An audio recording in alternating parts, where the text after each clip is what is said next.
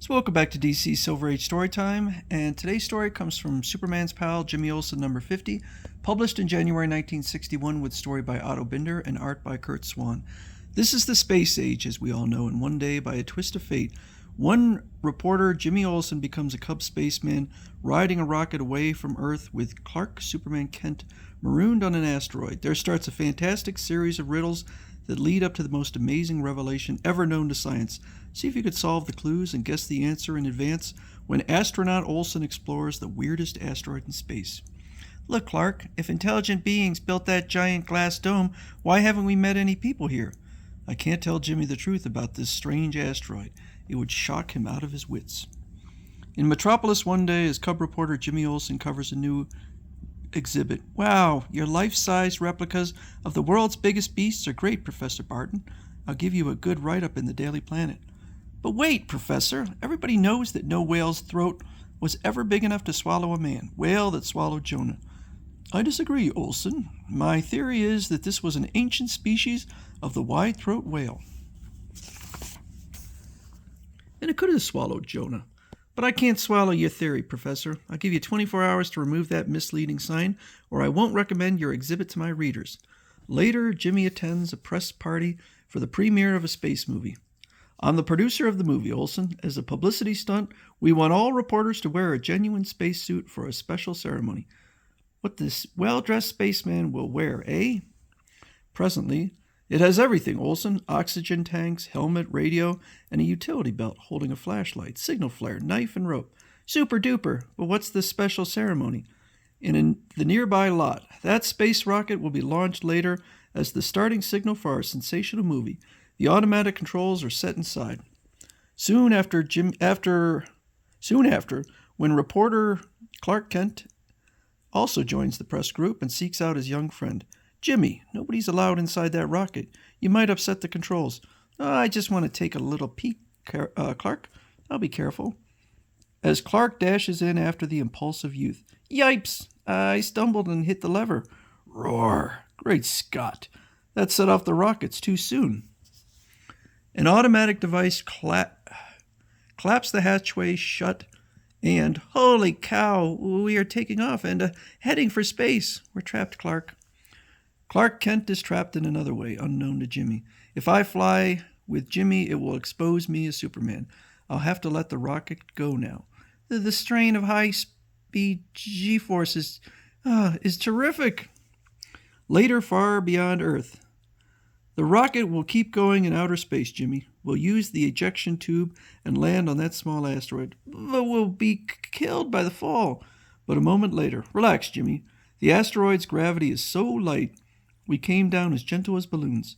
Our weighted boots will hold us down when we walk. Jeepers, my ultrasonic wristwatch is out of my reach. I can't remove my spacesuit gloves to set off and call Superman. Too bad, Jimmy. Maybe he'll rescue us later, when I can figure out some way to appear as Superman without arousing suspicion. Resourcefully, Jimmy uses the signal flare from his belt. Maybe Earth astronomers will see the flare and send Superman. Hey, what's wrong? That's odd. The ground began shaking under Jimmy as if an asteroid quake is starting. Yes, asteroid quake. Violently, the Cub reporter is thrown off the asteroid. Help! I'm moving so fast the low gravity can't pull me back. Jimmy will float away into space forever unless, I have it. I can live without air. I'll open my visor so it won't melt as I use the heat of my X-ray vision to make that passing meteor explode above Jimmy. What luck. The concussion of that exploding meteor is blowing me down. Before I close my visor, I'll check down inside this asteroid and see what caused that sudden quake. Great Scott, it's unbelievable. What mystery has Clark's X-ray vision revealed? The truth about this asteroid might shock Jimmy out of his wits. I won't tell him. Now to close my visor again before Jimmy is suspicious. We might as well explore this asteroid until Superman comes, Clark. Gosh, how queer. Not a tree or grass or bush in sight. Yeah, you would expect that on an asteroid. Jimmy doesn't know that nothing could grow in this ground which isn't soil at all. Presently they come upon another riddle. Look, Clark, those two big plastic domes must have been built by intelligent people. Let's search for them. Jimmy won't find any people. Little does he know what those domes really are. Other strange landmarks lie ahead. Jeepers, why did the people make that tall pointed pole? And what's this strange horn for? Listen, a rhythmic beating sound below. Maybe the people have an underground civilization. The truth is far more fantastic. Thump, thump, thump. Further on as Jimmy follows up his theory. Stop, Jimmy, don't go down there. Why not, Clark? These twin craters could be the entrance and the exit of the underground civilization. Suddenly, oh my gosh, the twin craters began erupting flames. I knew it. The flames will burn off Jimmy's spacesuit before he scrambles out. This calls for another super trick.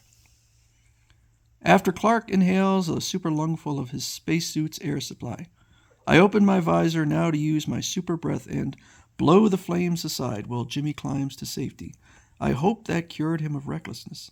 But the impetuous redhead forgets caution again when they stumble on a cave. Come on, Clark, don't hang back like a timid rabbit. Think what a scoop it'll be if we discover the asteroid people. What Jimmy discovers may reveal the shocking truth and stagger his mind. Yes, yes, yes.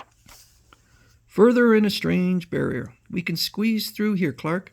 They're like giant stone columns in earthly caves, but they look like they're made of ivory. That's funny. Uh-oh, Jimmy is getting warm now. If he adds up the previous clues, he'll know the amazing secret of this asteroid.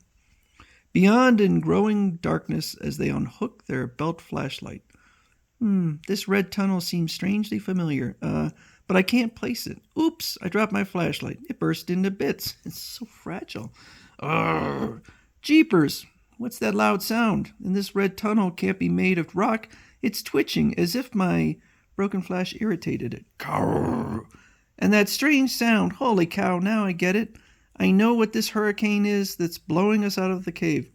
I'll have to pretend I'm helpless too. As they are blasted out into space violently, when I think back to how the sparks from my signal flare caused the quake, it was like skin twitching too. And right now we are being coughed out of the throat of... Cough! A giant fire-breathing beast. Yes, Jimmy, it was coiled up before in hibernation. Looking like an asteroid, we awakened it. Then the domes were its faceted eyes, the pole its tail, the horn its ear, the rhythmic thump its heart beating, the craters its nostrils exhaling. And the cave was its mouth and teeth. The creature can breathe and cough in airless space because my X-ray vision shows it has a huge air sac filled with enough flame breath to last it for years. As Jimmy keeps tumbling dizzily in space, I'm dizzy, blacking out, oh. That's my chance to remove my spacesuit and change to Superman. The beast angry at being awakened is after Jimmy. Swiftly as a meteor flock passes by, I selected meteors of sparkling minerals as I juggle them before the beast's eyes. The spinning colors will hypnotize them. Moments later, as deep slumber overtakes the space dragon, it's going back into hibernation again and curling up into a ball like an asteroid, now to fly Jimmy back to Earth before he comes to. I'll tow Clark's suit along also. When Jimmy recovers, we're back on Earth, Superman. Superman must have saved us both while we were blacked out. He left us here to rejoin the press party. When the movie producer spies them, you missed the premiere of my movie, Olsen, but look at the people flocking to see. No concern. To see it now. Your space flight was terrific publicity, so don't apologize for your blunder. But I have another apology to make. Later at the exhibit of the world's biggest beasts. You're right, Professor. A whale could have swallowed a man. I know, because a giant space dragon swallowed me and Clark Kent and... Ha ha! Oh, come on, Olsen. You don't expect me to swallow that wild story, do you? Holy cow, the shoes are on the other foot now. I like this story. It was fun.